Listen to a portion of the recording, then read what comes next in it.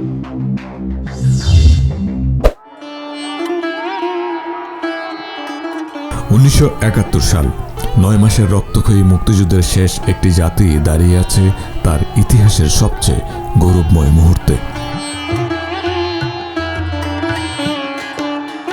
এই আত্মসমর্পণ শুধু একটি সামরিক আনুষ্ঠানিকতা ছিল না, এটা ছিল বাঙালি জাতির দীর্ঘ সময়ের সংগ্রামের চূড়ান্ত বিজয়ের ঘোষণা।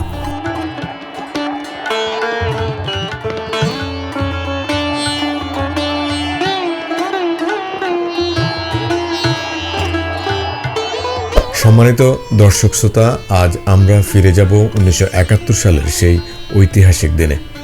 16ই ডিসেম্বর, 9 মাসের রক্তক্ষয়ী মুক্তিযুদ্ধের পর যেদিন পাকিস্তানি সেনাবাহিনী আনুষ্ঠানিকভাবে আত্মসমর্পণ করে। 16ই ডিসেম্বর 1971 বিকেল 4:31 ঢাকার রমনার রেসকোর্স ময়দান, বর্তমানে সোহরাওয়ার্দী উদ্যান, আত্মসমর্পণের দলিলে স্বাক্ষর করেন পাকিস্তানের পূর্বাঞ্চলীয় কমান্ডের অধিনায়ক লেফটেন্যান্ট জেনারেল আমির আবদুল্লাহ খান নিয়াজি। মিত্রবাহিনীর পক্ষে এই আত্মসমর্পণ পত্রে স্বাক্ষর করেন ভারতীয় সেনাবাহিনীর লেফটেন্যান্ট জেনারেল জগজিৎ সিং অরোরা। কিন্তু এই ঐতিহাসিক মুহূর্তে একটি প্রশ্ন আজও উঠে আসে। বাংলাদেশ সেনাবাহিনীর প্রধান সেনাপতি মোহাম্মদ আতাউল গনি ওসমানী কেন সেখানে উপস্থিত ছিলেন না? এই অনুপস্থিতিকে কেন্দ্র করে সেই সময় সৃষ্টি হয় নানান বিতর্ক, বিভ্রান্তি ও প্রশ্ন। যদিও পরবর্তীতে জানা যায় প্রটোকলের কারণে জেনারেল ওসমানী ওই আত্মসমর্পণ অনুষ্ঠানে উপস্থিত ছিলেন না। এখন একটু পেছনে যাই। 1971 সালের 11ই এপ্রিল বাংলাদেশ সরকারের প্রধানমন্ত্রী তাজউদ্দিন আহমদ স্বাধীন বাংলা বেতার কেন্দ্র থেকে দেয়া এক ভাষণে মোহাম্মদ আতাউল গনি ওসমানীকে মুক্তিবাহিনী ও বাংলাদেশ সেনাবাহিনীর প্রধান সেনাপতি হিসাবে ঘোষণা দেন। আমি একটা কনফারেন্স কল করলাম আমার হেডকোয়ার্টারে তেলিয়াপাড়াতে। ওই কনফারেন্সে জেনারেল ওসমানী ছিলেন, জেনারেল রব ছিল, সিআর দত্ত ছিল, খালেদ মোশাররফ ছিল। জিয়ার আসার কথা ছিল, কিন্তু জিয়া 3 তারিখে আসছিল, 4 তারিখে আসেনি। ওখানে আমরা যে সিদ্ধান্ত নিলাম যে আমরা যারা সৈন্য নিয়ে বেরিয়েছি, আমরা কোনো কোঅর্ডিনেটেড অ্যাকশন না, একটা বিশৃঙ্খলভাবে কর্মকাণ্ড চলছে। আমাদের একটা কোঅর্ডিনেটেড অ্যাকশনের জন্য আমাদের একটা হেডকোয়ার্টারের দরকার, একজন আমাদের নেতৃত্ব দিতে হবে, একজন কমান্ডার থাকা উচিত। তখন যেহেতু জেনারেল ওসমানী তখন আমাদের সাথে ছিলেন, তখন কর্নেল ওসমানী, আমরা সিদ্ধান্ত নিই যে কর্নেল ওসমানীকে এই দায়িত্বটা দেওয়া হোক, যেন মুক্তি ফৌজের প্রথম সেনাপতি হয়। আমরা তো হলাম রেবেল সোলজার, রেবেল সোলজারকে কেউ রেকগনাইজ করে না। তো আমাদের রেকগনিশনের জন্য দরকার ছিল একটা পলিটিক্যাল আমব্রেলা। ওই পলিটিক্যাল আমব্রেলার জন্য আমরা সিদ্ধান্ত নিই যে আমরা পলিটিশিয়ানসদেরকে অ্যাপ্রোচ করব, তারা যেন একটা সরকার গঠন করে এবং সেই সরকারের আন্ডারে আমরা যুদ্ধ করতে পারবো। তো ওই দিনই লাকিলি শুনতে পেলাম তাজউদ্দিন সাহেব শ্রীমতী গান্ধীর সাথে দেখা করেছিলেন। যে শ্রীমতী গান্ধীও তাকে বলেছিলেন যে আপনারা অর্গানাইজড হন, একটা সরকার গঠন করুন, আমরা যতটুকু সাহায্য করার করব। তো ওইখান থেকে বেরিয়ে এসে তাজউদ্দিন সাহেব আগরতলাতে আসে 10 তারিখে, 10ই এপ্রিল আগরতলাতে এসে সরকার গঠন করে। এবং ওইখানে একটা রেডিও স্টেশন ছিল 2 কিলোওয়াটের, স্বাধীন বাংলা বেতার কেন্দ্র। সেই 2 কিলোওয়াট স্টেশনেই প্রচার করে বাংলাদেশ সরকার গঠন করার ব্যাপারে। আমরা গিয়ে তখন তার সাথে দেখা করে বলি যে আমাদের এই যে আমাদের কনফারেন্সের যে সিদ্ধান্ত, এই সিদ্ধান্তটা তাজউদ্দিন সাহেবকে আমরা বলাতে উনি এটা গ্রহণ করে জেনারেল ওসমানীকে প্রধান সেনাপতি করা হলো। এইটাও ওই রেডিওর মাধ্যমে ওই দিনই 10 তারিখে প্রচার করেন। এই দায়িত্ব থেকে জেনারেল ওসমানী পুরো মুক্তিযুদ্ধ পরিচালনা করেন। দেশ স্বাধীন হওয়ার পর 26 ডিসেম্বর 1971 তাকে সেনাবাহিনীর জেনারেল পদমর্যাদা প্রদান করা হয়। এখন প্রশ্নে ফিরে আসি, জেনারেল ওসমানী কেন আত্মসমর্পণ অনুষ্ঠানে উপস্থিত ছিলেন না? এই প্রশ্নের জবাবে মেজর জেনারেল অবসরপ্রাপ্ত KM শফিউল্লাহ বলেন, 16 ডিসেম্বর আমি ছিলাম ঢাকার ডেমরা এলাকায়। আত্মসমর্পণ অনুষ্ঠানে উপস্থিত ছিলেন জেনারেল অরোরা। যদিও থাকার কথা ছিল ভারতীয় সেনাপ্রধান জেনারেল মানেকশের। KM শফিউল্লাহ আরও বলেন, আত্মসমর্পণ অনুষ্ঠানে একে খন্দকার উপস্থিত ছিলেন, আমিও ছিলাম।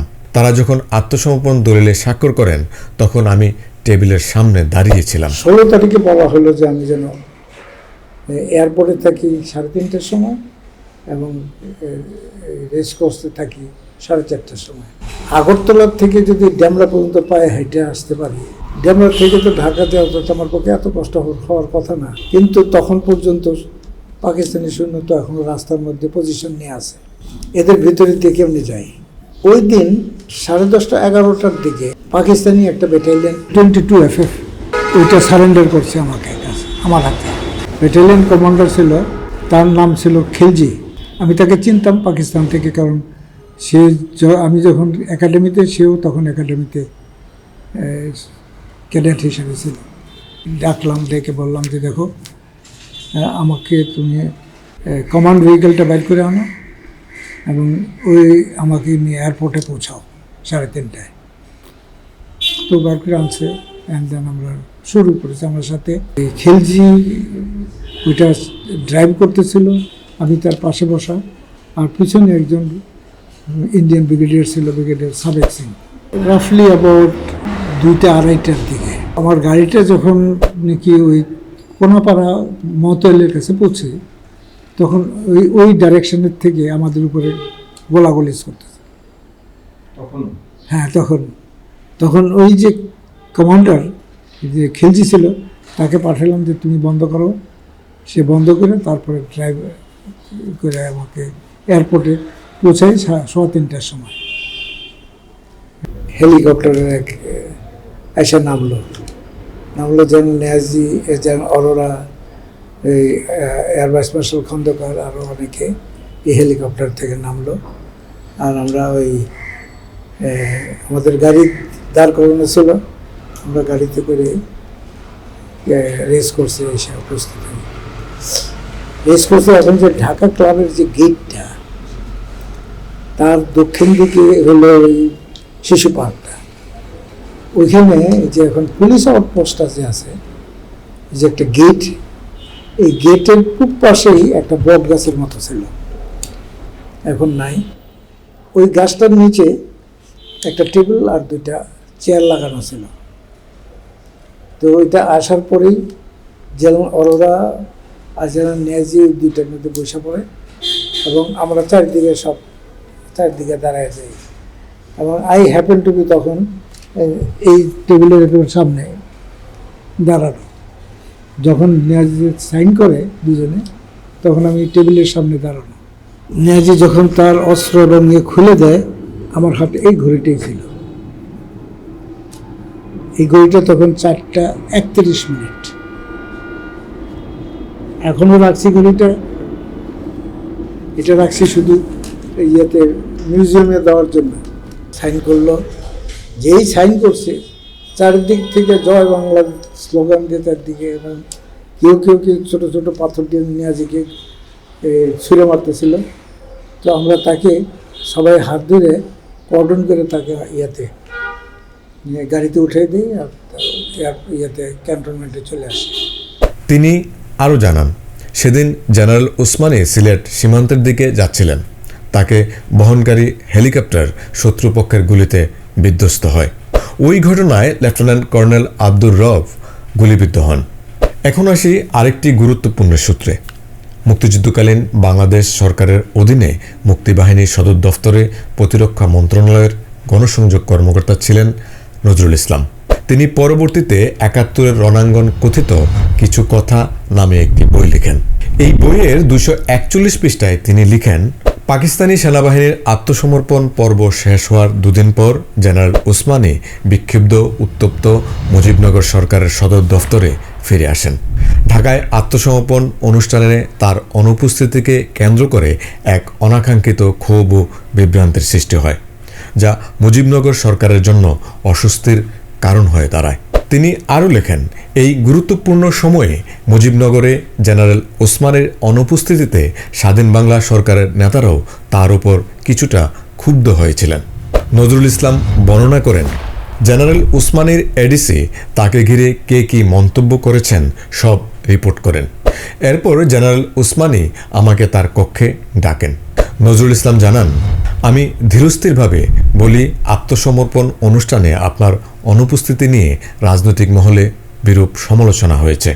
এর জবাবে জেনারেল ওসমানী বলেন, আমরা স্বাধীনতা অর্জন করতে যাচ্ছি, কিন্তু দুঃখের বিষয় আত্মমর্যাদা বোধ সম্পর্কে আমাদের চেতনা এখনও জন্ম নেয়নি।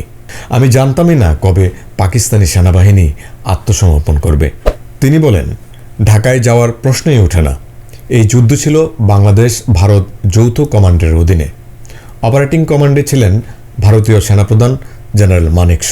আমি আন্তর্জাতিকভাবে স্বীকৃত কোনো নিয়মিত সেনাবাহিনীর সেনাপ্রধান নই।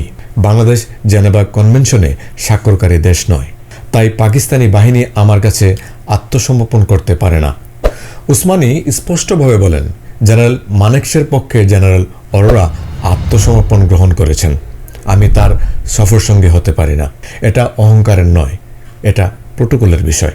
আমি কি সেখানে গিয়ে জেনারেল অরোরার পাশে দাঁড়িয়ে তামাশা দেখব? How can I? নজরুল ইসলামের বইয়ের 244 পৃষ্ঠায় আরও একটি গুরুত্বপূর্ণ প্রশ্ন উঠে আসে। কেন পাকিস্তানি সেনাবাহিনী মুক্তিবাহিনীর পরিবর্তে মিত্রবাহিনীর কাছে আত্মসমর্পণ করল? এই প্রসঙ্গে জেনারেল ওসমানী বলেন, আমরা জেনেভা কনভেনশনের আওতায় পড়ি না। পাকিস্তানি বাহিনীর ধারণা ছিল আমাদের কাছে আত্মসমর্পণ করলে তারা নিরাপদ থাকবে না। তিনি ব্যাখ্যা করেন, 90,000 পাকিস্তানি সৈন্যকে রাখবো কোথায়, খাওয়াবো কিভাবে? তখনও আমাদের কোনো সিভিল প্রশাসন, নিয়মিত সেনাবাহিনী, এমনকি পুলিশ বাহিনীও ছিল না। এই ছিল জেনারেল MAG ওসমানের আত্মসমর্পণ অনুষ্ঠানে অনুপস্থিত থাকার সম্পূর্ণ ঐতিহাসিক, সামরিক ও প্রোটোকল ভিত্তিক ব্যাখ্যা। সাধারণভাবে আমরা জানি এই অনুষ্ঠানে বাংলাদেশের পক্ষে উপস্থিত ছিলেন মুক্তিযুদ্ধের উপপ্রধান সেনাপতি AK খন্দকার। কিন্তু ইতিহাসের পূর্ণ সত্য এখানেই শেষ নয়। এই ঐতিহাসিক মুহূর্তের প্রত্যক্ষ সাক্ষী ছিলেন আরও 2 জন বীর মুক্তিযোদ্ধা। তাদের একজন ছিলেন সেক্টর কমান্ডার KM শফিউল্লাহ, আরেকজন ছিলেন 2 নম্বর সেক্টরের কমান্ডার ক্যাপ্টেন হায়দার। এই 3 জনই বাংলাদেশের পক্ষে পাকিস্তানি বাহিনীর আত্মসমর্পণের মুহূর্তটি প্রত্যক্ষ করেছিলেন। এই তথ্যটি দীর্ঘদিন আলোচনার বাইরে থাকলেও সম্প্রতি তা নতুন করে সামনে আসে ভারতীয় সাংবাদিক মানস ঘোষের এক সাক্ষাৎকারে। সেই সাক্ষাৎকারে মানস ঘোষ জানান, পাকিস্তানি বাহিনীর আত্মসমর্পণ অনুষ্ঠানে পরিকল্পিতভাবেই কয়েকজন বিদেশি সাংবাদিককে আমন্ত্রণ জানানো হয়েছিল। এর উদ্দেশ্য ছিল একটাই, বাংলাদেশের বিজয়ের এই ঐতিহাসিক মুহূর্ত বিশ্বের সামনে প্রত্যক্ষভাবে তুলে ধরা। আমাদেরও তো জানেন তো, সাদা চামড়া দেখলে আমরা তো একেবারে হয়ে যাই। আমাদের আর্মি কমান্ডাররা শুধু অল ইন্ডিয়া রেডিও নিল, PTI এর একজনকে নিল, নিউ ইয়র্ক টাইমসের সিডনি শেনবার্গকে নিল। হ্যাঁ, তাদের হেলিকপ্টারে করে জগজিৎ সিং আরোরা আনলো, এনে ঢাকা সার্ভিস সেরেমনি দেখালো। তারা তো অবশ্য, হ্যাঁ, আমেরিকায় খবর হবে, নিউ ইয়র্ক টাইমসে হবে, তো এটা তো বিরাট ব্যাপার। তবুও সময়ের প্রবাহে এই তথ্যগুলো ধীরে ধীরে হারিয়ে যেতে থাকে মূল ইতিহাসের আড়ালে। আমরা বারবার একটি প্রশ্নের মুখোমুখি হই, কেন আত্মসমর্পণ অনুষ্ঠানের এই পূর্ণ উপস্থিতির কথা ইতিহাসে যথাযথভাবে উঠে আসেনি? ইতিহাস অনেক সময় সংক্ষিপ্ত হয়ে যায়, কিন্তু সত্য কখনো সংক্ষিপ্ত হয় না। 16ই ডিসেম্বর 1971-এর আত্মসমর্পণ ছিল শুধু একটি স্বাক্ষরের ঘটনা নয়, এটি ছিল বহু বীরের সম্মিলিত উপস্থিতি, অসংখ্য ত্যাগের নীরব সাক্ষী। সেই উপস্থিতিকে স্মরণ করা এবং সেই সত্যকে জানানো, এটাই আমাদের দায়িত্ব। কারণ একটি জাতির ইতিহাস যত বেশি সত্যনিষ্ঠ হয়, তার ভবিষ্যৎ তত বেশি দৃঢ় হয়।